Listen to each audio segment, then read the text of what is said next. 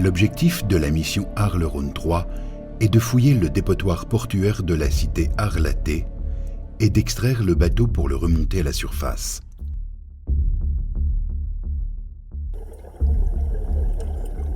Le bateau il est recouvert par 3 mètres de sédiments. Donc ce sédiment c'est un mélange d'argile, de sable et de milliers d'objets archéologiques, donc des amphores entières, des céramiques entières, des tessons cassés. Il y a une grosse phase où on a creusé et on a enlevé le terrain jusqu'au haut des flancs du bateau. On creuse des tranchées de part et d'autre du bateau. Et ces tranchées font en général entre 1,20 m et 1,50 m de profondeur. C'est-à-dire qu'au départ, on a quand même théorisé à fond sur une idée de système de levage. La pratique a fait qu'il y avait des choses à régler, des choses qui étaient un peu plus compliquées. La phase la plus compliquée, c'est le moment où on pose le berceau autour du tronçon. Au fond du Rhône, durant plusieurs jours, les scaphandriers fabriquent le berceau, une structure qui va ceinturer l'épave. Déjà, c'est une chose, c'est-à-dire qu'on ne sort pas l'ensemble du bateau en même temps. On le sort en tronçons qui font entre 3 et 4 mètres. À l'aide d'une scie égoïne, les scaphandriers devront découper le chaland en différents tronçons.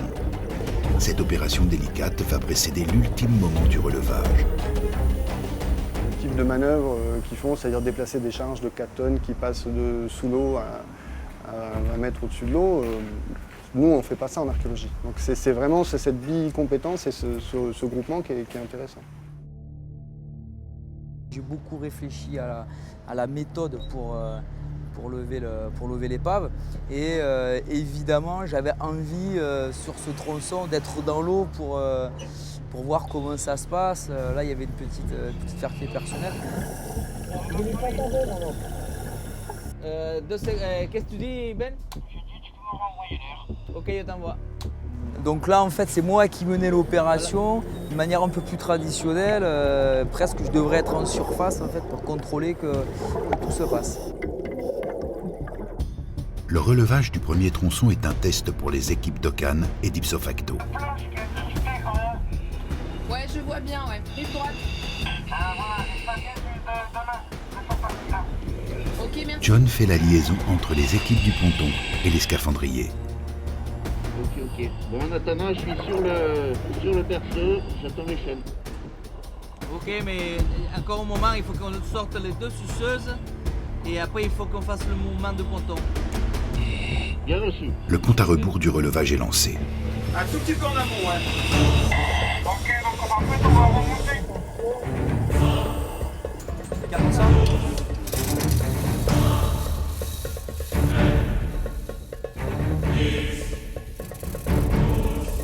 Progressivement, le tronçon quitte le dépotoir. Les scaphandriers dirigent les opérations depuis les profondeurs du fleuve, tandis qu'en surface, les archéologues inquiets attendent d'apercevoir l'épave.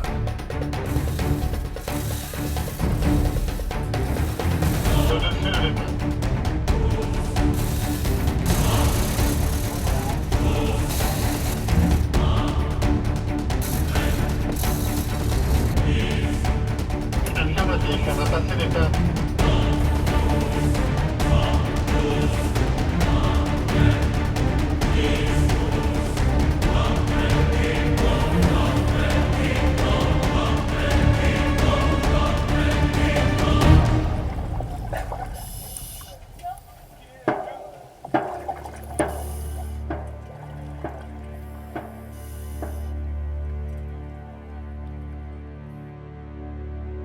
Le 1er août 2011, après plusieurs mois de travail, les équipes d'Arles-Rhône 3 parviennent à sortir le premier des 10 tronçons du bateau antique.